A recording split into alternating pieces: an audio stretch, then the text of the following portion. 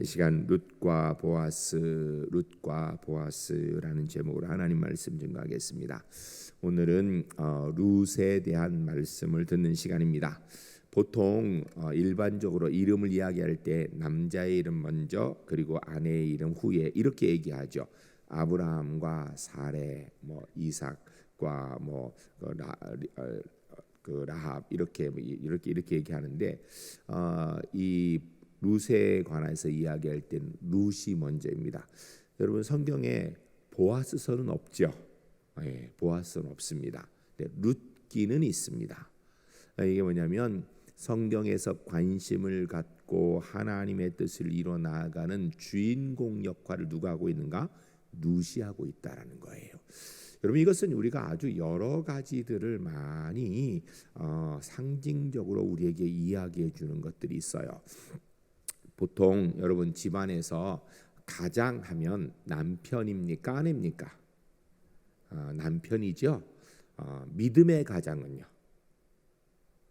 믿음의 가장이 남편이기도 할 때도 있지만 아내가 믿음의 가장일 때도 얼마든지 있어요. 이거 아셔야 됩니다. 물론 우리 한국 사회에서 남편이 정말 좋은 믿음을 가지고 가정을 다 이끌면 참 좋습니다. 그 남편이 그러한 믿음이 안 되면 계속 남편만 세우려 하지 마시고 그 믿음의 가장에서 아내가 믿음의 가장 역할을 먼저 하시기 바랍니다. 그러면 때가 되면 하나님께서 남편도 세우실 거예요. 여러분 그것이 잘못된 게 아니에요. 룻과 보아스예요. 룻기는 있어도 보아스서는 없습니다. 이걸 우리가 알아야 돼요. 누구든지 하나님 앞에 먼저 믿음을 가지고 주의 복과 은혜가 있는 사람, 그 사람이 그 가정에 믿음의 가장의 역할을 해야 되는 것입니다. 기억하시고 우리 남편이 신앙생활 열심히 안 한다, 혹 안 한다, 너무 낭망하지 마세요. 위에서 기도합시다. 그러면서 우선은 내가 먼저 가장 역할을 해요. 괜찮아요. 하나님께서 은혜로 인도하실 것입니다. 그래서 하나님께서 우리의 믿음이 연약한 남편들도 보아스 같은 믿음의 사람으로, 예수 안 믿는 믿음의 남편, 안 믿는 불신 남편도 보아스 같은 믿음의 남편으로 세워 주실 줄로 믿습니다. 기억하시고 너무 그렇게 실망하지 않았으면 좋겠어요. 또 오늘 이 룻과 보아스라는 이 제목을 통하여서 우리가 또 한 가지 알 수 있는 것이 있는데, 여러분 구약 성경은 잘못 생각하면 유대인을 위한 책이고 신약 성경은 이방인을 위한 책인 것처럼 생각하기 쉽습니다. 그런데 그렇지 않다라는 거예요. 구약의 율법은 유대인에게 주신 것이고 신약의 복음은 이방인에게 주신 것이다. 이렇게 구분을 하여 설명하는 분들도 간혹 계시는데 제 생각에는요, 그건 틀렸다고 생각합니다. 구약의 하나님과 신약의 하나님은 같은 하나님이고 같은 말씀을 하시는 분이고 같은 마음을 가지신 분이라고 저는 믿습니다. 구약의 하나님께서 유대인을 택하신 이유는 모델이 되라고 택한 것이지, 모델로 뽑은 것이지 유대인만의 하나님으로 기록하지 않습니다. 구약 성경에서 유대인만 구원받는다. 그건 현재 유대교에서 그렇게 가르치고 있는 것이지, 실제 성경에서는 유대인만, 혈통적인 유대인이 돼야만 구원받고 하나님 백성 된다라고 이야기하는 곳이 한 군데도 없어요. 오히려 구약 성경의 여러 군데에 보면요, 이방인들도 하나님 앞에 구원받은 백성으로 서는 경우들이 굉장히 많이 있습니다. 그런데 유대인, 특별히 아브라함을 택하셔서 그렇게 하는 것은 모델이 되라는 거예요. 다윗, 신앙의 모델인 것입니다. 아브라함도, 모세도 신앙의 모델로서 이스라엘 백성들을 통하여서 온 열방의 구원이 어떤 것인지, 하나님이 어떤 분인지 알려주시려고 선택하여서 모델로 택하신 것이지, 유대인이면 무조건 구원받는다? 그런가요? 아닙니다. 전혀 아니에요. 오늘 본문에서 보아스는 유대인입니다. 룻은 모압 여인이에요. 이방인입니다. 이방인. 보아스는 혈통 좋은 가문의 남자예요. 그러나 룻은 사실은 어느 가문 출신인지 성경에 기록도 하지 않아요. 그냥 모압 여인이라고 나와요. 이방인, 무명의 모압 여인. 그럼에도 불구하고 룻은 성경 룻기라는 곳의 주인공이고요, 다윗의 조상이고 예수 그리스도의 계보에 당당히 들어가는 사람입니다. 여러분, 구약 성경에서 유대인만 구원받는다라는 사상이 도대체 어디서 나오는지를 알 수 없습니다.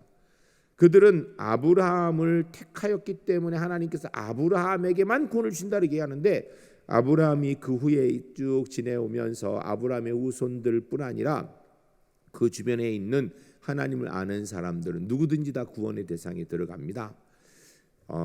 이 구약 성경의 유대인 역사 가운데 아주 중요한 결정적인 사건이 출애굽 사건이죠. 우리가 구약 성경을 통해 보면서 출애굽 사건을 봅니다. 출애굽 사건을 통하여서 애굽에서 유대인만 나왔는가 하면 성경은 그렇게 안 해요. 거기에서 많은 잡족들도 함께 나왔다. 이방인들도 함께 원하는 사람 나왔다. 이렇게 얘기하고 있어요. 그리고 계속 성경을 보게 되면요, 이방인 이름이 많이 나옵니다. 여러분, 다윗은 유대인이죠. 유대인의 통일 왕국을 아주 강성하게 했던 사람이에요. 그래, 다윗의 군대 장관들, 그의 밑에 있는 아주 용맹한 부하들 가운데 이방인들 많이 있습니다. 이방인들 많이. 우리 뭐 다른 사람 이름 여러분 잘 모르니까 우리아라는 이름은 아시죠? 우리아가 누구예요? 바세바의 남편. 이 우리아는요, 군대 장관, 쉽게 말하면 장군이었습니다. 장군이, 그냥 일개 병사가 아니에요. 장군이었어요. 근데 우리아는 어느 나라 족속 사람이에요? 우리가 쉽게 할 때 햇사람 우리아 이렇게 얘기해. 햇 족속 사람이 이방 족속이에요. 가나안 이방 족속이에요. 여러분, 이 가나안의 이방 족속을 멸하라고 하신 것은 그들이 섬기는 우상 때문이지, 그 우상을 버리고 하나님 섬기는 사람들은요, 하나님이 한 번도 거절하신 적이 없어요. 구약 성경에 보면, 구약 성경이나 신약 성경이나 누구든지 하나님 앞에 하나님을 의지하는 사람에게는요, 구원의 은혜가 언제든지 있었다라는 것이에요. 그러니까 구약과 신약 전체가 모든 하나님의 백성에 관한 이야기입니다. 그런 것을 아시고 우리가 그렇게 보아야 됩니다. 사실 이 룻이라는 사람을 통해서 우리에게 굉장히 좋은 신앙의 모델들을 이야기합니다. 사실 예수님의 족보를 마태복음에 오게 되면 주로 남자들 이름이 있어요. 왜냐하면 그것은 남자들이 뛰어나서가 아니라 그 당시에 사회 자체가 남성 중심의 사회였기 때문이에요. 그렇기 때문에 그런 거예요. 그런데 거기에서 특별히 여자 이름이 몇 명 나와요? 5명이 나옵니다. 5명. 5명의 이름이 나와요. 이 5명 중에 이방인 여자의 이름들이요, 몇 들어 있습니다. 그 중에 대표적인 사람이 바로 룻이에요. 가나안에 있는 모든 족속을 다 멸하라 그랬는가? 정말 무조건 다 멸해야 되는가? 하나님을 섬기지 않고 우상 섬기는 사람 멸해야 된다라는 거예요. 그것은 유대인이라도 우상 섬기는 사람 멸해야 되는 거예요. 언제든지. 그러나 가나안의 첫 번째 성 여리고성에 살았던 라합이라는 사람, 여리고성의 귀족도 아니에요. 그곳에서 몸 파는 여인이었습니다. 그러나 그가 하나님을 섬긴다고 돌아설 때 라합을 인하여서 그의 가족까지 구원받은 것을 성경이 기록합니다. 그리고 그 바로 내용들이 바로 성경 안에 기록됐어요. 여러분, 이걸 아셔야 됩니다. 우리가 이 땅에서 하나님을 섬겨 나아가는 데 있어서 자꾸 우리의 고정관념을 가지고 내가 생각하는 내 고정관념의 틀에서 자꾸 하나님을 몰아넣으려고 하면 안 돼. 그 안에 하나님을 오해하는 것입니다. 하나님은 전지전능하신 분인 줄로 믿습니다. 우리는 되는 게 있고 안 되는 게 있어요. 우리 능력 자체가 그래요. 그러나 하나님께는 모든 것이 가능한 줄로 믿습니다. 우리는 볼 때 너무나 편협적인 사고를 가지고 있습니다. 우리 중에 마음이 좀 넓은 사람도요, 그렇게 넓지 못합니다. 사실은 좁다라는 사람이 넓다라는 사람 사실 도토리 기재기예요. 그러나 하나님은 광대하신 분입니다. 그분의 무한하심을 우리가 측량할 수가 없습니다. 그렇기 때문에 하나님께서 하신 일은 내가 이해를 할 수 있든 없든 내 마음에 들든 안 들든 그것이 무조건 옳은 줄로 믿습니다. 하나님이 하신 그 때는 내가 생각할 때 지금 때가 전혀 아닌 것 같아요. 그래도 그것이 정확한 때입니다. 그때가 가장 좋은 때인 줄로 믿습니다. 늘 우리가 고백해야 됩니다. 주님은 옳으십니다. 나와 주님의 뜻이 같으면 내가 감사한 것이고 나와 주님의 뜻이 다르면 나는 틀리고 주님은 옳으십니다. 이 고백이 우리 제1교회 성도님들의 믿음의 고백이 될 수 있기를 주의 이름 간절히 축복합니다. 이 룻기를 통해서 우리가 이거 분명히 해야 돼요. 한번 따라하겠습니다. 나와 하나님의 뜻이 다를 때에는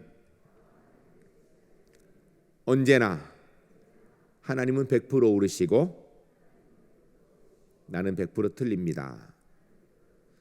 하나님은 절대적으로 옳으시고 나는 절대적으로 틀립니다. 할렐루야. 반드시 기억하시기 바랍니다. 나와 하나님 뜻이 같다 그러면은 주의 뜻 따르면 돼요. 다르면 하나님이 바꾸셔야 되는 게 아니에요. 내가 바꿔야 되는 거예요. 그런데 참 우리가 하나님의 자녀거든요. 그냥 지나가던 사람이 아니에요. 하나님께서 독생자 예수 그리스도를 이 땅에 보내셔서 그의 생명을 주시고 그 핏값으로 산 하나님의 자녀가 저와 여러분 줄 믿습니다. 여러분들 이 자녀들이요 잘못 알고 그냥 고집 부리고 땡깡 부리면 그 땡깡 부리는 내용이 별거 아닐 때는 하나님도 들어주십니다. 근데 그게 별로 이득이 안 돼요.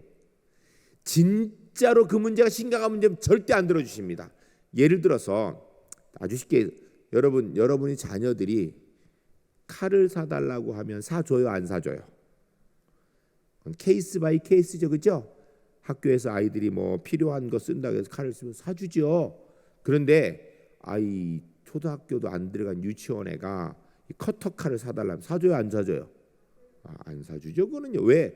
100% 다치거든요. 그거는 절대 안 사줍니다. 그거는 그럴 때 한번 써봐라. 다치나 않았다 해서 손 뚝 잘라지니까 거봐라. 그래서 안 사주. 이러는 부모가 어디 있어요? 제가 지금도 기억합니다. 영국에서 제가 사는 동안에 영국 사람 집에 같이 살았는데 이 영국 사람들이 물건을 그냥 쓰고 아무데나 놓는 그런 버릇이 있어요. 우리 주인인 팀 아저씨가 이 팀이 저는 그냥 팀이라 합니다. 저보다 나이는 많지만 영국에서 그냥 이름 불러 그냥 팀이 면도기를 이렇게 쓰고 나서 계단 옆에 이렇게 그냥 놓은 거 일회용 면도기를 일회용 면도기 신기하죠. 그러니까 우리 설륜이 둘째가 걔가 지금 25살인가? 하여튼 뭐 그 정도 먹었어요. 근데 얘가 그때 한 살, 2살 됐을 때예요. 태어나서 이제 간신히 막 걸어다니고 하는데 이제 얘가 이게 신기하니까 그거를 딱 잡고 이렇게 놀다가 손이 딱 빈 거예요. 그러니까 피가 뚝뚝뚝 떨어지고 얘가 놀라가지고 깜짝. 제가 보고서 뭐 어떻게 했을 것 같아요? 이놈의 자식은 그것도 구분 못해서 그걸 이랬을 것 같아요? 아니요. 그 면도기 빨리 빼서 치우고 애 손을 그냥 감싸 안아서 약 발라주고 그러면서 누구 욕했을 것 같아요? 팀 욕했지요. 그리고서 저녁 때 팀이 들어온 다음에 제가 따졌어요. 아니 면도기를 똑바로 둬야지 거기다 두면 어떡하냐 그랬더니 왜 그러냐 그래서 설륜이 손톱이 이게 핑거가 허트했다 그러니까 깜짝 놀라가지고 미안하다 그러더라고요. 다시는 그러지 말라고 애 조심하라고 제가 막 그래. 사실은 제가 세입자고 그 주인 아저씨거든요. 그런데 그런 거 없어요. 왜? 내 아이가 다쳤으니까. 이게 부모 마음이에요. 그런데 제가 아이들 용돈을 딱 정해놓고 줍니다. 좀 짠 편이에요 제가.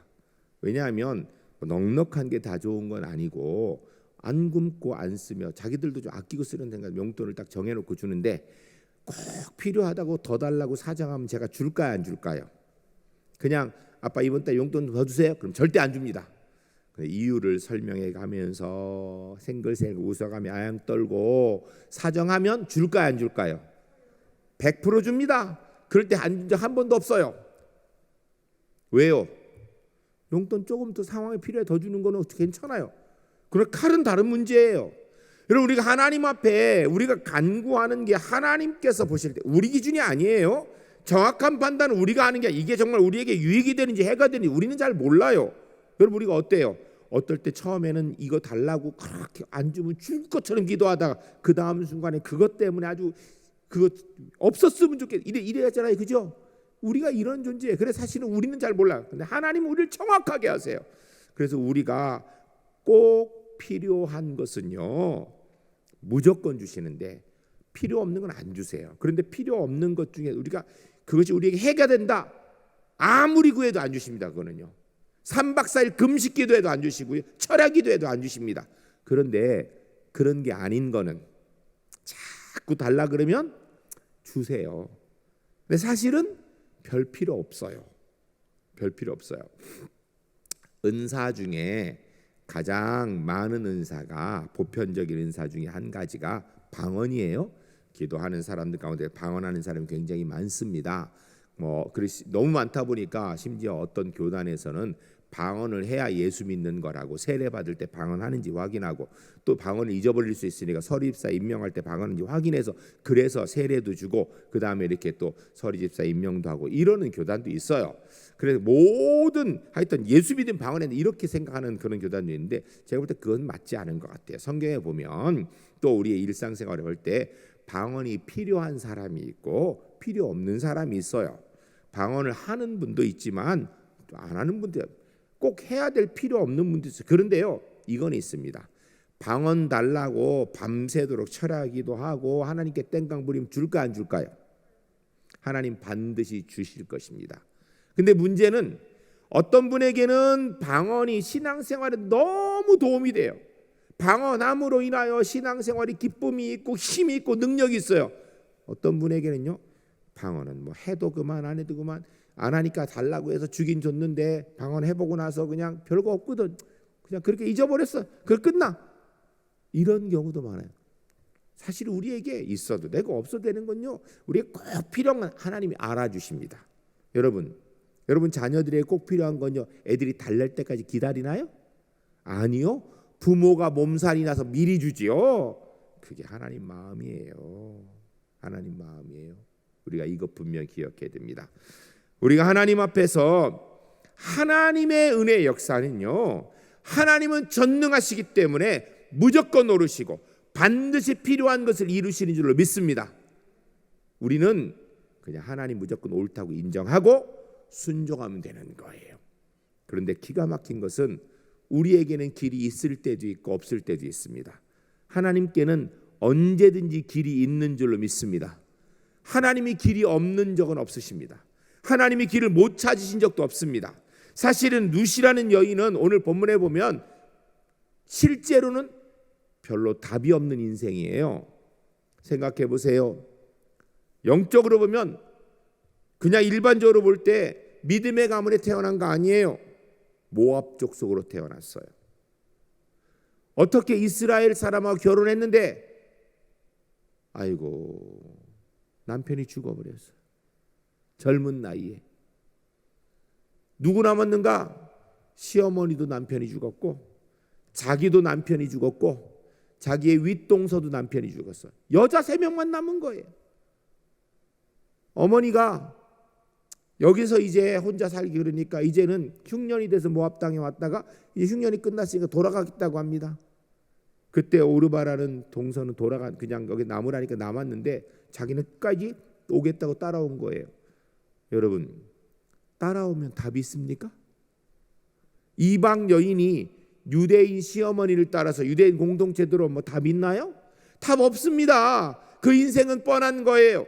유대 사회에서 가장 힘들고 어려운 사람이 누군가? 고아와 과부예요. 답 없습니다. 전혀 살 수 있는 길도 없어요. 그런데 하나님께서는 하나님 의지하고 바라보는 룻을 위한 계획을 가지고 계시다라는 거예요. 여러분 이거 아셔야 됩니다.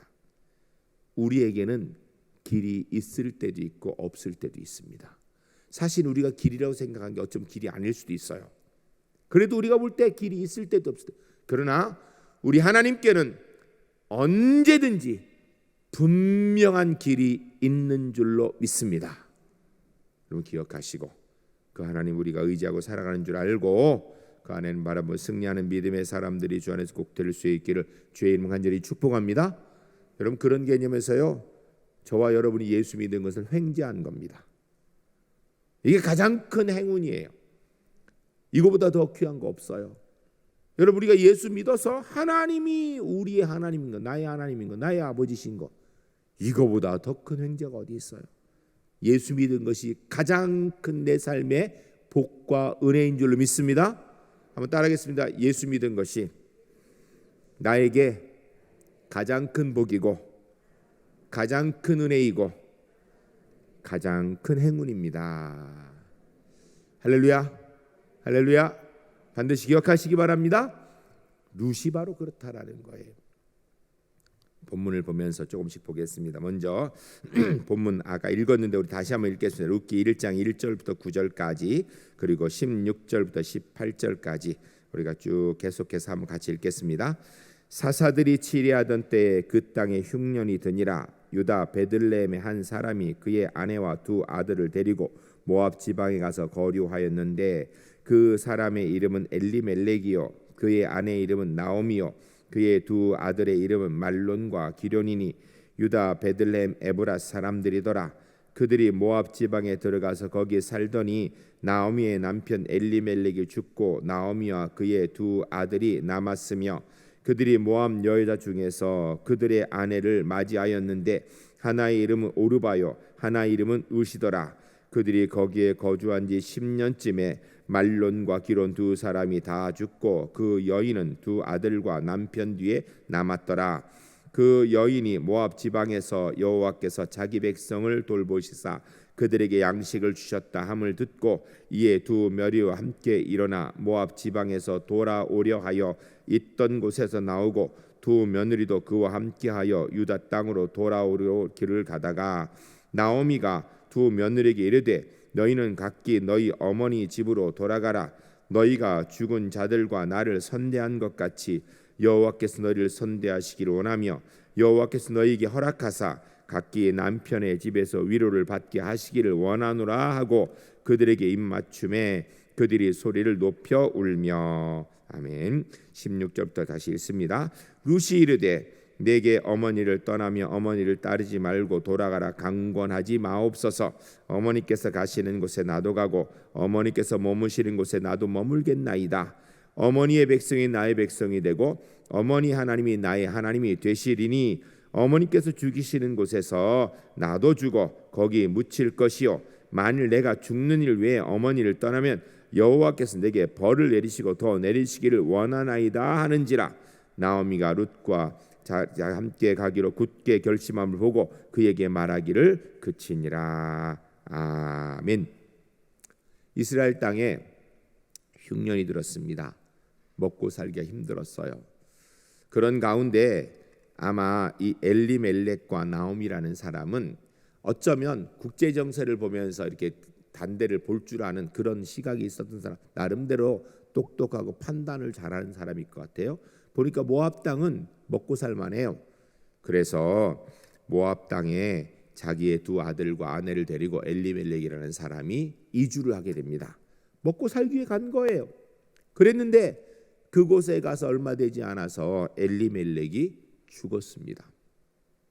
나오미가 엘리멜렉이 죽은 다음에 자기 아들 말론과 기론을 장가를 들였는데 모압 땅이니까 모압 여인과 결혼시켰습니다. 근데 문제는 그 후에 얼마 되지 않아서 큰 아들 말론이 죽고 둘째 아들 기론도 죽어버렸어요. 그냥 과부만 셋이 남아버린 거예요.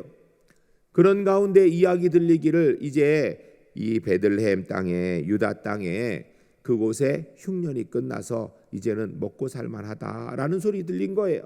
남편 죽고 자식 죽고 있는 나오미 입장에서 고향에 돌아가고 싶은 마음이 왜 안 들었겠습니까? 그래서 고향으로 돌아가기로 결정합니다. 그래서 출발해서 가는데 가만히 보니까 이 두 며느리가 따라오고 있는데 이 두 며느리가 자기와 함께 가야 될 이유가 아무도 없어요. 남편이 있는 것도 아니고 자기가 뭐 재산이 있는 것도 아니고 이 며느리들에게 해줄 수 있는 게 아무것도 없어. 자기가 해줄 수 있는 유일한 것은 놓아주는 거예요. 친정으로 돌아가서 거기서 새로이 결혼하는 거. 왜? 아기도 낳은 적 없으니까. 그냥 돌아가서 새로이 좋은 사람 만나서 사는 것이 가장 좋겠다고 느꼈어요. 그래서 두 며느리를 불러놓고 너희 돌아가라. 오늘 우리가 원래 읽은 본문 말씀에 보면 너희 돌아가라. 남편이 있어서 함께 사는 게 얼마나 행복한 건데 너희들과 새로 남편 만나라. 여러분 지금도 여인이 혼자 살면 무시한다는 이야기를 많이 해요. 여인이 혼자 살면. 그러나 이 당시에는요. 그 상태가 보통 심각한 게 아니에요. 왜냐하면 왜 과부가 구제의 대상인가? 고아와 과부가 구제의 대상. 고아는 어린이니까 당연히 혼자 살 수 없으니까 불쌍하지만 다 큰 여성이 왜 그런가? 다 큰 여성이나 여인이나 고아나 생활할 수 있는 힘이 없습니다. 사회적으로 없어요. 요새 여러분 탈레반에서 뭐 난리를 치고 있죠. 아프가니스탄 거기에서 여러분 4살짜리 남자아이가 있으면 그 남자아이를 데리고는 밖에 나가도요.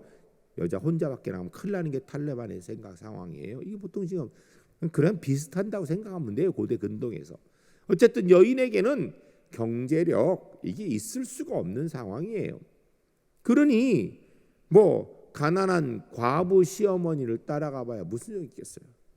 그리고 중요한 것은 그러면 자기에게 자식이 더 있어서 그러면 그들을 뭐 다른 자식이라도 보내줄 수 있는가? 그런 제도가 있었어요. 과거에는 이 시대에는 형이 죽으면 동생이 형수를 아내로 맞이해. 왜? 그래야 형수도 살 수가 있으니까. 그리고 그를 통하여서 낳은 자식은 형의 이 대를 이어 이게 형사취수제도가 있었어요. 이 당시에. 그런데 문제는 나오미에게는 다른 자식이 없습니다. 오늘 그가 새로 시집간다고 해도 언제 근데 문제는 이 나오미가 다시 자식을 낳을 확률이 안 되는 거예요. 그래서 너희들 돌아가라. 그러니까 큰 며느리 오르바는 울면서 돌아가더라. 근데 작은 며느리 룻은 어머니 그런 말씀하지 마시라고. 어머니 가는 곳에 나도 가고 어머니 죽으시는 건 나도 거기서 죽을 것이고 어머니 백성이 내 백성이 되고 어머니 하나님이 나의 하나님이 될 것입니다. 라고 이야기하며 따라오고. 그게 이게 오늘 본문 얘기죠. 여러분 여기서 아주 중요한 게 있습니다. 신앙생활에 있어서 우리가 그런 얘기 많이 해요. 조상적부터 이렇게 믿음의 대가 몇 대 되면 참 복되고 근데 나는 참 내가 내 당대에서 예수 믿어가지고 참 어렵다. 여러분 그렇게 생각하지 마세요. 그 선입관입니다. 물론 아버님, 할아버님 이렇게 조상부터 예수 믿는 건 나쁘다는 얘기 아니에요. 제가 이렇게 얘기할 수 있는 이유는 저는 아버님도 목사님이고 우리 할머니도 권사님이고 우리 외갓집으로 하면 증조 할머니도 아주 신앙이 좋으신 분이어서 신앙이 대가 있는 집안 사람이에요. 제가 그런 사람이에요. 네. 그래서 제가 이런 사람이 꼭 복되지 않는다 이렇게 얘기해도 괜찮아요. 왜? 제가 그런 사람이니까. 밖에 나가면요. 다른 교회 목사님들이 그래요. 젖두루 성골이 됩니다. 아버님이 목사님이라 제가 목사라 성골이 됩니다. 그래서 제가 얼어 빠진 소리 하고 있다 그래요. 여러분 참 정신 차려요. 그거 아니에요. 그럼 신앙생활은요. 성경을 아무리 봐도 단체로 신앙생활하는 법도 없고 가문으로 신앙생활하는 법도 없어요. 중요한 건 내가 예수 믿고 내가 하나님 앞에 어떻게 쓰냐 이게 중요해요. 물론 부모님이 예수 믿고 조상이 예수 믿으면 믿음의 가정 가운데 태어나서 믿음의 몸에 훨씬 더 익은 삶을 살고 예수를 알 수 있는 훨씬 더 좋은 기회도 있지만 100% 그런 건 아니에요. 우리 많이 얘기하죠. 모태신앙이 어머니 태에서 태어나 모태 그때부터 신앙생활했다 해서 모태신앙인데 그게 아니고 모태신앙은 이것도 못해 저것도 못해 전도도 못해 기도도 못해 봉사도 못해 그래서 모태신앙이라고 얘기하죠.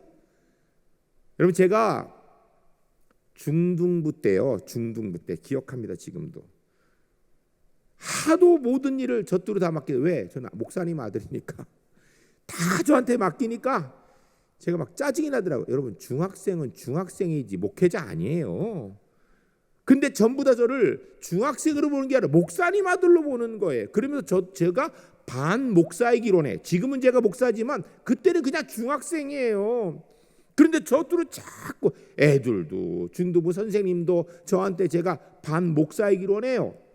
나중에 하도 화가 나가지고 제가 지금 친구예요. 그 친구도 목사가 됐는데 그 친구들하고 제가 그 얘기를 그 두 친구 있을 때 둘 다 목사가 됐어요. 그 친구 둘 다. 하나는 장로님 아들, 하나는 권사님 아들. 제가 그랬어요. 내가 아버지가 목사님만 아니면 내가 이딴 거 안 하는데 막 그냥 하도 화가 나가지고 그랬더니 그 장로님 아들이 그러더라고요. 나도 마찬가지야. 우리 아버지가 장로님만 하면 나도 안 해. 그리고 권사님 아들도 나도 그래. 응? 나도 우리 엄마가 권사님만 아니면 나도 이거 안 해. 왜냐하면 우리가 그 일 하면서 욕도 많이 먹고 그러거든요. 원래 교회 일을 하다 보면 욕도 먹고 힘들고 그러거든요. 알아주지도 않고 막 짜증이 나는 거예요. 제가 그래서 거기서 한 가지 느낀 게 목사들만 힘든 게 아니라 장로님 아들, 권사님 아들도 똑같이 스트레스 받구나. 제가 그거 거기서 알았어요. 또 여러분, 그래도 다행히 목사들인 김성순 목사도 목사가 됐고, 장로님 아들인 그 김장로님 아들도 그 목사가 됐고, 또 이 권사님 아들인, 실제로 제가 이름 얘기 안 해서 그 권사님의 아들도 목사가 됐어요. 다 신앙생활 잘한 거죠, 그렇죠? 그러나 모든 믿음의 가정에 태어났다 해서 그렇게 신앙생활 다 잘하는 건 아니더라고요. 오히려 더 엉망인 경우가 많아요. 여러분, 대표적인 사람이 있죠. 엘리 제사장. 엘리 제사장은 존경받는 제사장입니다. 그런데 그 아들들은요, 그런 망나니가 어디 있어요. 하나님 앞에 제사 드리는 그 음식을 먼저 가서 갈구리를 긁어가지고 거기 나온 고기를 가지고 먼저 자기들이 먹고, 안 된다고 하나님께 제사를 드리니까 막 그 사람 때리고. 엘리만 그런 줄 아세요? 사무엘, 우리가 사무엘 잘 알죠? 얼마나 위대한 사사예요. 선지자고. 사무엘의 아들들도 비슷했거든요. 그 아들들이 얼마나 굽게 잘못을 많이 했는지 몰라요. 사무엘이 기도 안 해서요? 여러분, 혹시 우리 항존직 분자들이나 교회 중직자 자녀들이 신앙생활 잘못할 때 아버지가 기도 안 했다 이 소리 하지 마세요. 집안에서는 엉터리로 하는구나, 교회에서는 그거 아니에요. 엘리와 사무엘 보세요. 이 참 자식은 자기 마음대로 안 되는 거거든요. 그냥 자식이 신앙생활 잘하면요, 하나님의 은혜인 줄 알고 감사하세요. 이게 할 수 있는 게 그거밖에, 기도하는 것밖에 없어요. 왜냐하면 품 안의 자식은 억지로 될 거 하지만요, 초등학교 고학년만 되면 말 안 듣습니다. 이제부터는 중학생 되면요 절대 말 안 들어요. 그 아이들이 말 잘 들어주면 감사한 줄 아세요. 내가 잘난 것이 아니라 이게 특별한 주의 은혜인 줄 아셔야 됩니다. 여러분, 조상이 신앙생활 잘한다고 그 자녀가 무조건 신앙생활 잘, 천만에 아니에요. 반대로 내가 내 대에 처음 예수 믿으니까 내가 인생이 힘들다, 신앙생활 아니에요. 제가 느끼는 건데요, 하나님께서는 우리를 선택하여 하나님의 자녀 되게 하셨으면요, 그에 합당한 은혜도 주시는 줄로 믿습니다. 제가 목사로서 울산제일교회 담임 목회를 하고 있는 것은요, 우리 아버지가 목사님이었기 때문이 아니고요, 하나님께서 저를 목사로 부르셨기 때문이고요, 하나님께서 제가 목사로 일할 수 있는 은혜를 주셨기 때문에 제가 울산제일교회 위임 목사로 목회를 하는 줄로 믿습니다. 여러분, 기억하세요. 나 당대에 믿었다고 너무 기죽지 마세요. 그로 인하여 너무 답답해하지 마세요. 룻을 보세요. 룻은 결혼하기 전에 하나님 알았을까요, 몰랐을까요? 몰랐어요. 결혼하고 나서 남편 죽었어요. 아이고, 이거 하나님 믿는 사람 가정에 시집갔는데 남편이 죽었어. 그럼 하나님 믿어야 돼요, 안 믿어야 돼요? 그런 하나님 믿으면 안 된다고 생각했죠. 그런데도 믿었어요. 그런데 그 룻을 통하여서 다윗의 가문의 혈통이 이어지고 그 마지막에 예수님의 조상이 되는 은혜를 누리더라는 거예요. 여러분, 신앙의 가문의 혈통 너무 자랑하지 맙시다. 우리가 자랑할 것은 내가 예수를 어떻게 믿는가, 그것 자랑하는 하나님의 사람 되시기를 주의 이름 간절히 축복합니다. 여러분, 기억하세요. 이게 진짜 중요한 거예요. 물론 아버님이 목사님이, 아버님이 장로님이, 아버님이 안수 입사님 권사님이고 그거 좋아요. 나쁜 건 아니에요. 그러나 그것 자랑하느라고 내가 예수 똑바로 믿으면 아무 소용없어요. 이거 분명히 아셔야 됩니다. 아버님이 목사님이기 때문에 그 아들은 저절로 천국 가는 법은 없습니다. 네? 아무리 아내가 예수 잘 믿어도 남편은 아내 치맛자락 붙들고 천국 갈 수 없습니다. 아무리 남편이 예수 잘 믿어도 남편 손잡고 천국 갈 수 없습니다. 내가 예수 믿어야 하나님의 자녀 되어지고 주의 복을 누리며 천국 가게 되는 줄로 믿습니다. 룻기를 보면서 우리가 그것을 분명히 알아야 돼요. 계속 보겠습니다. 이번 하나님의 사랑은 따뜻합니다. 룻기 2장 1절로 3절 그리고 8절로 12절까지 우리 같이 한번 읽겠습니다. 나오미의 남편 엘리멜렉의 친족으로 유력한 자가 있으니 그의 이름은 보아스더라. 모압 여인 룻이 나오미에게 이르되 원하건대 내가 밭으로 가서 내가 누구에게 은혜를 입으면 그를 따라서 이삭을 줍겠나이다 하니 나오미가 그에게 이르되 내 따라 갈지어다 하매 룻이 가서 베는 자를 따라 밭에서 이삭을 줍는데 우연히 엘리멜렉의 친족 보아스에게 속한 밭에 이르렀더라. 아멘. 8절부터 12절까지 있습니다.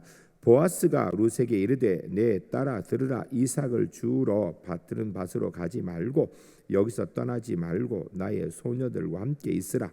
그들이 베는 밭을 보고 그들을 따르라.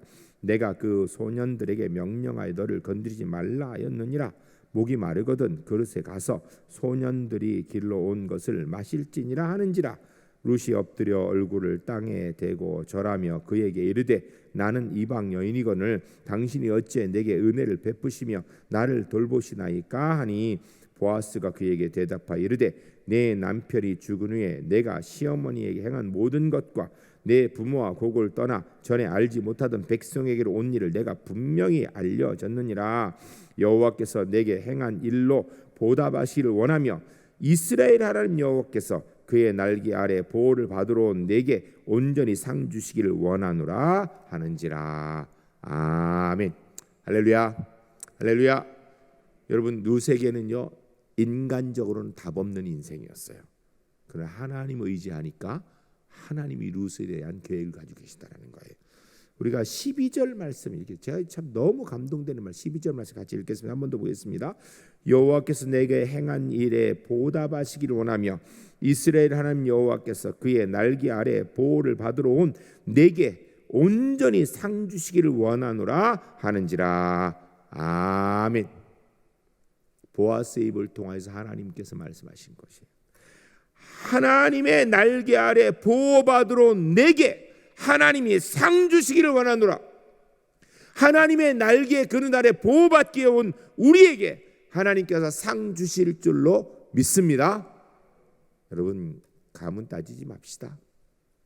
과거의 상황 따지지 맙시다. 저는 근원 개념에서 참 이상한 책이 한때 유행했어요. 그 책이 보니까 제가 영국에 있을 때 우리 대한민국 휩쓸었던 책인데 가게에 흐르는 저주를 끊으라. 옛날에 그 책 하신 여기 읽은 분 계실 거예요. 그거 성경적으로 하나 안 맞는 겁니다. 우리가 예수 그리스도를 알고 주를 믿으면 그 순간에 모든 사단의 저주는 끊어지는 줄로 믿습니다. 내가 끊어야 되면요 불가능합니다. 주님께서 내가 예수 믿으면 하나님의 자녀 되면 성령께서 끊어 주시는 줄로 믿습니다. 예수 믿으면요 하나님께로 피한 자 하나님께서 상 주신다고 말씀하세요. 3번 하나님의 사랑은 부족함을 채웁니다. 룻기 4장 13절부터 17절까지 읽습니다. 이에 보아스가 룻을 맞이하여 아내로 삼고 그에게 들어갔더니 여호와께서 그에게 임신하게 하심으로 그가 아들을 낳은지라. 여인들이 나오미에게 이르되 찬송할지로다. 여호와께서 오늘 내게 기업 물을 자가 없게 하지 아니하셨도다. 이 아이의 이름이 이스라엘 중에 유명하게 되기를 원하노라. 이는 내 생명의 회복자이며 내 노년의 봉양자라. 곧 너를 사랑하며 7 아들보다 귀한 내 며느리가 낳은 자로다 하니라. 나오미가 아기를 받아 품에 품고 그의 양육자가 되니 그의 이웃 여인들이 그에게 이름을 지어주되 나오미에게서 아들이 태어났다 하여 그의 이름을 오벳이라 하였는데 그는 다윗의 아버지인 이새의 아버지였더라. 아멘. 여러분 나오미는요 다 잃어버렸어요. 룻은 그 다 잃어버린 어머니를 따라와서 사실 답 없는 사람이에요. 근데 하나님 바라보니까 하나님께서 나오미의 길도 열어주시고 룻의 길도 열어주시더라. 그 얘기하는 거예요. 우리의 인생의 답은 오직 하나님 한 분이신 줄로 믿습니다. 주님 바라보고 주님 의지하는 데에는 아무것도 걸림이 되어서는 안 돼요. 주님이 우리의 인생의 답이신 줄로 믿습니다. 기도하겠습니다.